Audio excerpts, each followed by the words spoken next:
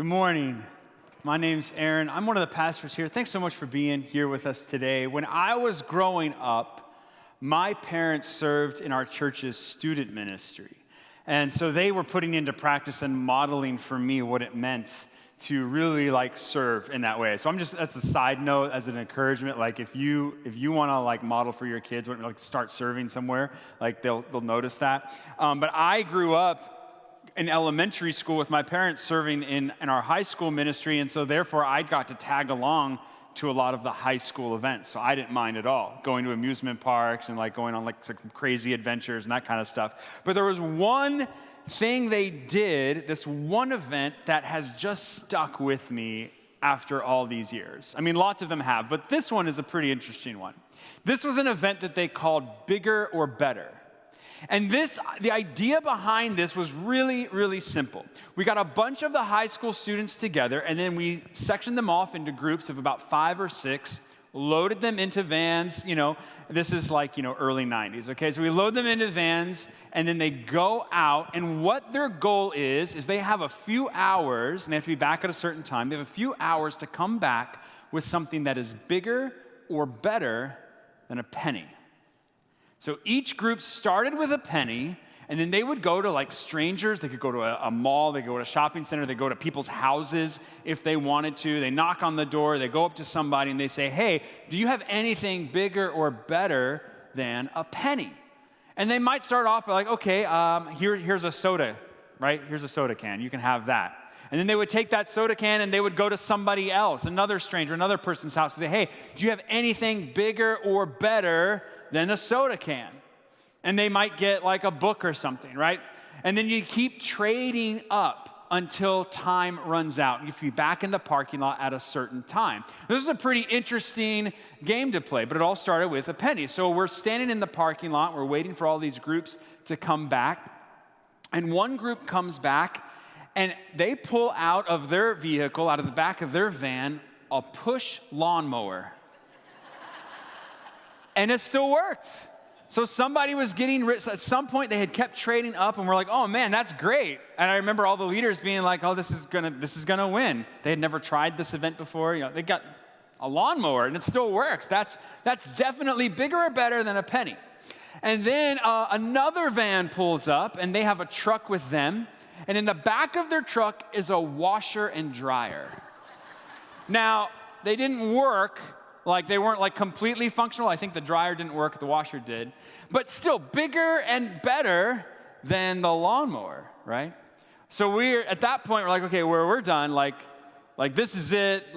All the groups, they're not gonna have anything bigger or better than a washer and dryer. So then we're waiting, and another van pulls up, and all the kids get out of this van, and their leaders are saying, "Hey, what do you have that's bigger or better? What did you come back with? Because the washer and dryer is taking the top spot." And they say, "Oh, just wait, it's coming."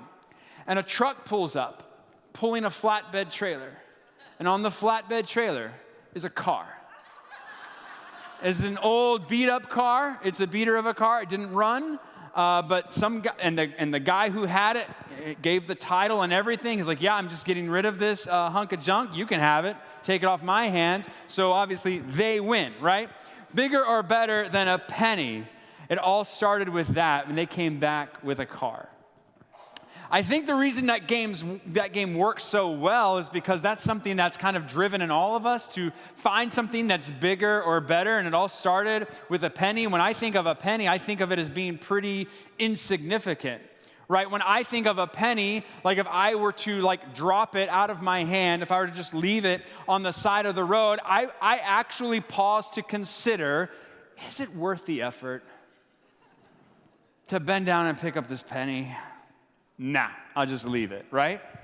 And we do that pretty often because it's not that much. It's pretty insignificant. But if we were to drop a $100 bill, or if we were to see I'd been down for a quarter, by the way. A quarter, I'm there for a quarter. A penny, I'm not there for that. And why is that? I ask myself this question. Why is it that I would leave a penny behind, but I would go make a move for a quarter or a dollar or whatever? I think it's because it's in us to just want more. A penny? But a quarter? Sure. 50 cents? Yeah. It's this idea of having more, something bigger or better. And we know that our culture works this way. This is why we are marketed to upgrade our phones like every single year. My phone works perfectly well. There is nothing wrong with my phone, but there's something better, right? It's faster. It takes better pictures. I don't care that the calls are clear. It doesn't matter. It does everything else that I want it to do, but better, but more. This is why we have like new and improved on the side of boxes of cereal, of cleaner, right? When it's whatever it is, it's better. There's more in it this time. And we're attracted to that. Companies don't market to us by saying a sufficient amount of product is in this box, right? They don't say adequate enough to do the job. They don't market to us that way because we're attracted to bigger and better and to more. And we recognize this in our kids at Christmas, right? My kids especially, they'll watch commercials, limited TV for that reason, because every commercial they see is, oh, I want that. Can I have that? I need that. I want that. And it's more and more and more. It's why Let's Make a Deal is such a fun show, a game show that people like, because it's always all right, what if? Like, what if there's something bigger or better behind that curtain that's more than what I have in this box? It's just universal in us as followers of Jesus. We're not immune to that. We still have that in us as well. It's part of our human condition, and it actually goes all the way back to the very beginning. When Adam and Eve are in a garden, and God has placed them there with everything that they need. The first lie that's told to them by that little serpent, Satan, he comes along and whispers in their ear, you know what? There's something more. God's holding something back from you. And from that, all of humanity falls, and sin enters the world from that idea that there might be something more. And it perpetuates, and that's how we end up in the 10 Commandments, the Big Ten. And one of those Big Ten is do not covet, right? We don't always talk about that one. We talk about the others. Do not covet, we don't always jump into. And it's probably because we're really good at recognizing it in other people, but we're really bad at recognizing or talking about it when it comes to ourselves. See, God has something to say about our level of contentment and our level of discontentment, this idea that we're always wanting something bigger or better. In fact, I would venture to say that our discontentment that's left unchecked can actually breed dissatisfaction with everything else around us. If we find ourselves discontent in one area, we might actually then spiral and find dissatisfaction in nearly everything else. And I'm talking about more than just things. It's more than just money. It translates into our status. It translates into our job position. It translates into our relationships with other people. The idea that maybe there's someone better. Or we put expectations on other people that are not realistic because we think they should be more than what they are or better than what they are. It translates into everything. And even Jesus' followers weren't immune to this either. James and John and their mom, they had a whole discussion about, hey, who's going to sit next to Jesus? How do we get a bigger position? How do we get more when we're in heaven one day? And Jesus has to correct them. It happened pretty often. In fact, one time Jesus was teaching and somebody had a question for him. This is how it goes in Luke chapter 12. Someone in the crowd said to him, "Teacher, tell my brother to divide the inheritance with me." And Jesus replied, "Man, who appointed me a judge or an arbiter between you?" And then he said to them, so he went from answering the question to now speaking to the crowd, "Watch out, be on your guard against all kinds of greed. Life does not consist in an abundance of possessions." Notice that word abundance, that's pretty key. Jesus is answering this question, and then he is using it as a teaching moment to say that there is more than one kind of greed. It's not just inheritance, it's not just money, there's other kinds of greed. And then Jesus pivots, and now he's going to tell a story to kind of illustrate that. He tells them this parable. The ground of a certain rich man yielded an abundant harvest, right? More than enough. He thought to himself, "What shall I do? I have no place to store my crops," which wasn't true, by the way. Then he said, "This is what I'll do. I'll tear down my barn," see, he did have a place, "and build bigger ones, and there I will store my surplus grain. That seems like a reasonable idea, right? And I'll say to myself, you have plenty of grain laid up for many years. Take life easy, eat, drink, and be merry. That's like his retirement plan, right? It's a huge surplus that he has, and now he can just rest and take life easy. But God said to him, you fool, this very night your life will be demanded from you. Then who will get what you have prepared for yourself? This is how it will be with whoever stores up things for themselves, but is not rich toward God. Now, I want to hang there for just a second because I think the words that Jesus uses here are really key. They're really important. He says, this is how it will be with whoever stores up things for themselves, but, that's a key word, is not rich toward God. I think sometimes we look at this and we say, oh, it's really bad to have a lot of stuff. It's not what it says.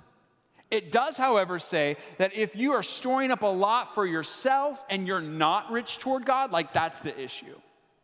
In this room, watching online, there are people of all different statuses, right? There are some people who seem to have an abundance and they are not rich toward God. And equally, there are people who seem to have an abundance and are rich toward God. Likewise, there are also some people who seem to have little and they are not rich toward God. And there are some people who seem to have little and they are. So the issue that Jesus is driving to isn't really necessarily about the stuff. It's about what is the heart behind it. Are you really rich towards God? And so we ask that question, then what does that mean to be rich towards God? I love that Jesus likes to explain things because I always have questions and he always answers them. It's really fantastic. He says this, Jesus says to his disciples, I tell you, do not worry about your life, what you will eat, or about your body, what you will wear. I think he's making a really interesting distinction here about food, things that provides sustenance for our body. We could say it's like our health, right?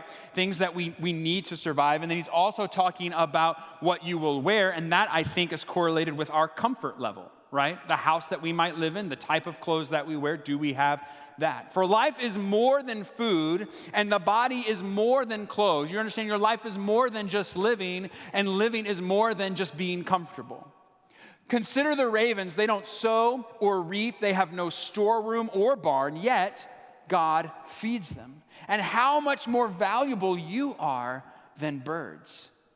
Who of you, by worrying, can add a single hour to your life? Can anybody in this room, by worrying, add a single hour? No. If anything, it takes hours away, doesn't it? Since you cannot do this very little thing, right? It should be simple, right? Since you can't do that very little thing, why do you worry about all the rest? Consider how the wildflowers grow. They don't labor, they don't spin, yet I tell you, not even Solomon, one of the best, wisest, richest kings who ever lived in all of his splendor, was dressed like one of these.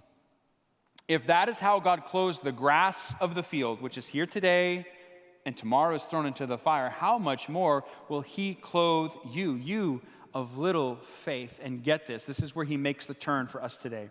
And do not set your heart on what you will eat or drink.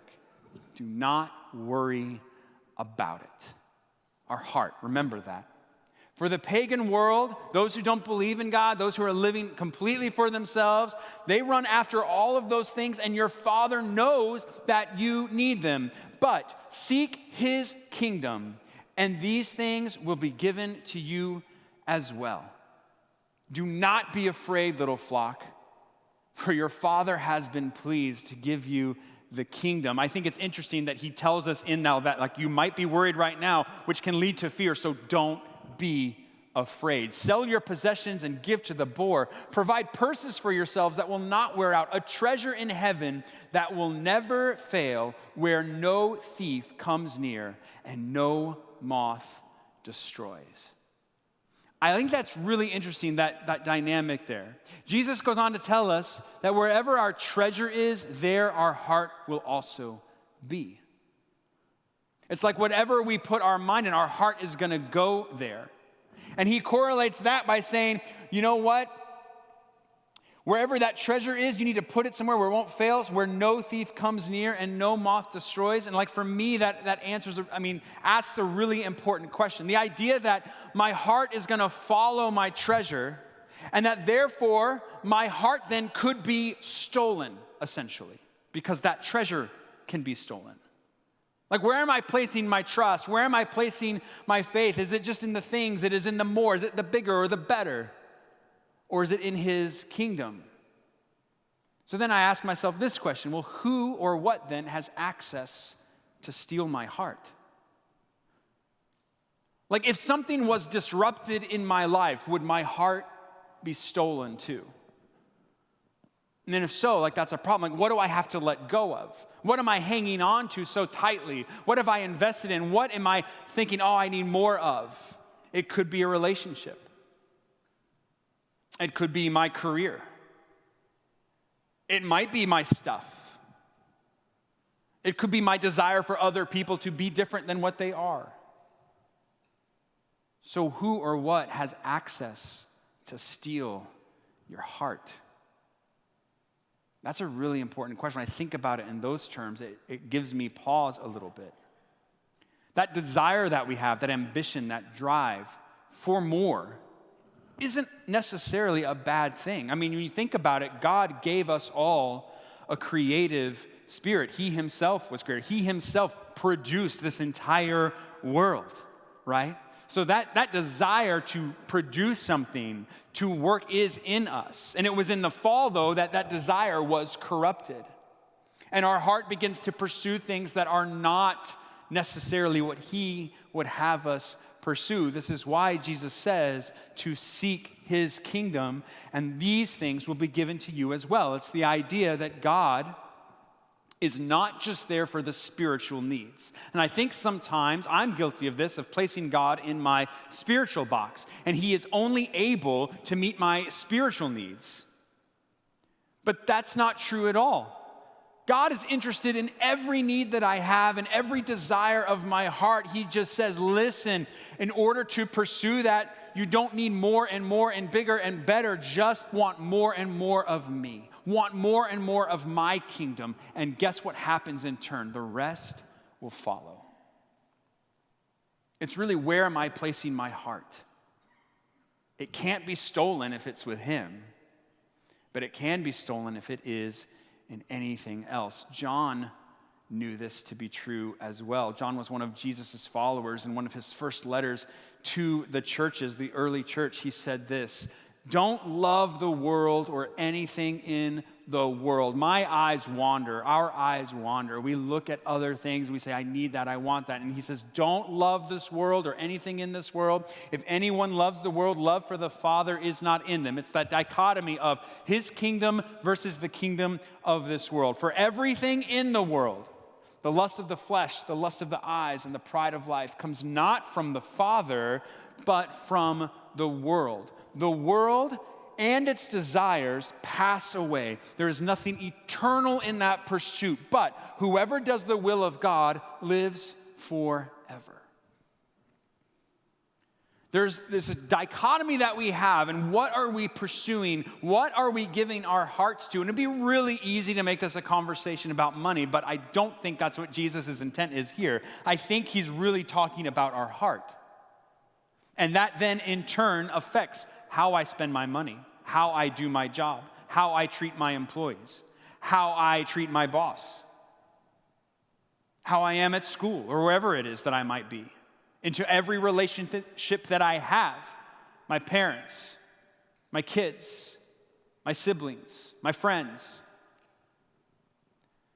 I think John's driving home at that, and Jesus is driving home at that, and that desire of wanting more actually reveals something about us. I think that our level of discontentment in our life is actually in direct correlation to our level of pride. If you find yourself being discontent in lots of things, it's probably because you are trying to gain control of something that you cannot control. That is a pride issue. And it stands between you and God. It stands between me and my relationship with Jesus, that pride issue. So let's flip it to something positive then. Our level of contentment is in direct correlation to our level of humility. You understand that the more content I am, the more I understand that it's not about me, the more I understand that it's not about my pursuits, the more I have to then trust God, and the more humble I will be. And that makes me humble in my relationships with other people. That makes me humble in my relationship with other friendships that I have, in my job. It makes me humble in how I spend my money and how I accumulate things, because I understand that it all comes from Him, because it's His kingdom, it's not mine. And the people that He puts in my life are not mine, they are His. So my level of contentment causes me to be more humble. So then how do we get that? How do we find that contentment in our lives? Paul was a follower of Jesus very early on, and you want to talk about somebody who had a lot going for him. Someone who was driven with this bigger, better, more. He was of his religious circles, he was high in the elite, fast rising in what it meant in that circle, in that status.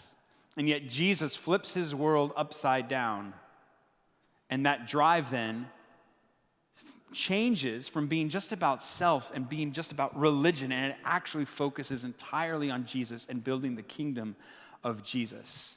And he wrote a letter to a church at Philippi, and this is kind of how he wraps it up a little bit. In Philippians chapter 4, he says this: "Finally, brothers and sisters, whatever is true, whatever is noble, whatever is right, whatever is pure, whatever is lovely, whatever is admirable, if anything is excellent or praiseworthy, think about such things. Whatever you have learned or received or heard from me or seen in me, put into practice, and the God of peace will be with you." I love that he kind of gives us a prescription of how he's viewing his life. First, he says, think about things, right? He says, think about it and then put it into practice, and then the God of peace will be with you. So think of his kingdom, because his kingdom is eternal, all those things that are pure and right and lovely. When I say those words, I don't know about you, but I feel immediately release and peace of all the things that maybe I'm trying to hang on to. So I think about his kingdom, and then our second thing is to act as citizens of that kingdom. How do we live then, knowing that it all comes from him? Of knowing that we should be rich in the things of God, not just have an abundance of possessions, but also have an abundance of his kingdom in our lives. And when we do that, we experience the peace of his kingdom. We experience that lasting peace. So that when disruption happens in my world, my heart isn't stolen. Though I might lose something in my life, my heart isn't ripped away. Because it's centered on Jesus. It's centered on his kingdom. And worrying about it, I can't add 1 hour to my life. Paul was in a predicament. He was actually, at this moment of this letter, he was writing. He actually needed some resources. And he was writing to the church because they were helping to supply what he needed in that moment. He was trusting God that they would be obedient to him. And this is what he says in that moment. He says, "I rejoice greatly in the Lord that at last you renewed your concern for me. Indeed, you were concerned, but you had no opportunity to show it." I'm not saying this because I'm not saying this because I am in need, for I have learned to be content whatever the circumstances. We can be content in any circumstance that we find ourselves in. I know what it is to be in need. Anybody been there? Some of you might be there right now. I know what it is to have plenty. I've been there. Some of you might be there right now. And I have learned the secret of being content in any and every situation. Do you want to know the secret? Whether well-fed or hungry, whether living in plenty or in want, what's the secret? Here it is. I can do all this through him who gives me strength. Sometimes we like to separate that verse out and we might apply it to a whole world of things, and that's great. I can do all things through Christ. Yes, we can do all things through Christ. But Paul is specifically referencing this. The secret to contentment is knowing that your source is Jesus. The secret to contentment is investing in his kingdom, being rich towards God. What does that mean? It means loving others the way that he loves them. It means thinking of others first. In the story that Jesus told, remember he said, you have stored up stuff for yourself. There was no avenue, no outflow for you to think of others, to be rich in his kingdom. Contentment comes from knowing Jesus, taking your strength from him, giving your heart to him, where no one can steal it. So I've been thinking about this all this week. I kind of have to look at my own life. I'm like, okay, so what's next for me in that? That sounds amazing. Like, what do I need to do next? And this is, as I was praying about it this week, this is kind of where I felt like the Holy Spirit was telling me this, and so I'll share it with you. And maybe it looks different for you, but this is kind of where it's landed for me. And that's the first thing, is to just take inventory. What's in my life? Where in my life am I wanting more, bigger, better? Where in my life am I content? And how do I get those other places to that contentment? When I look at my life, where is that drive taking over? And then where's my heart? Am I putting it in places where it could be stolen? Am I putting my heart in situations and trusting in things where a thief could come along and steal it, where if something happened to that or to that person, my heart would go with it? Where do I need to put it in Jesus? So it's better if I do that now before my heart is stolen, before it could be destroyed. And I also need to ask myself, what does abundance look like in my life? Where am I saying, well, I don't have anywhere to store this? Completely ignoring the fact that I do, and I'm just going to make something bigger to put it in. And again, not just stuff. Where do I have an abundance? Where am I hoarding things for myself? Where am I prideful? And how do I flip that? So that as I think of his kingdom, as I act in his kingdom, as I experience the peace that comes from that contentment of knowing him, I am then in a position to share that peace with others. You realize, as followers of Jesus, we can store up God's goodness for ourselves and not share it with others. We like to say, oh, I have an abundance of peace. That's great. Don't put it in a barn. Share it with someone. And God has given us the best thing he could ever give us in his son, Jesus. Are we putting it in a barn? Or are we sharing that love with other people? Are we content with where God has us in this moment? And if there is ambition in us, is it for his kingdom? I don't know what that looks like for you. I think it's going to be different for a lot of us in this room. I just know that that's what Jesus has for us as his followers. Those who don't believe in Jesus, he said it, they pursue things and they're never going to get that peace. Because even the pagans pursue all of that, Jesus said. So what about us? How will we live differently? Will you pray with me? God, not always something we like to talk about. Not something I like to think about.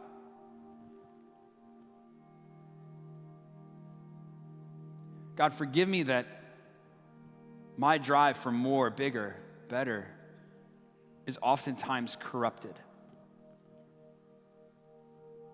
And I get distracted by the shiny things of this world, by the expectations that I place on other people,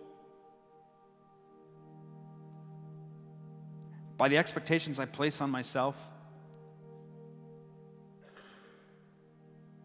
God, would you turn all of that to be completely driven and focused in seeking your kingdom first. And in doing so, may I be content to experience that peace. God, and as we collectively and as individuals experience that peace, would you use that we would share that with other people, that they would notice us not for our own sake, not for our own ego, God, but they would notice the level of contentment in which we live, and they would glorify you in heaven, that we would share your love, your light with them.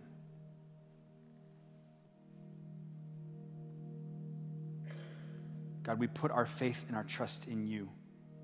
And forgive us where we put our heart in things where it can so easily be stolen. Reveal to us the change we need to make, God, and equip us and encourage us and give us that strength, because we can do it through you, as Paul said, to make that change, to live that life, that we would be rich towards you. It's in the name of Jesus we pray. Amen.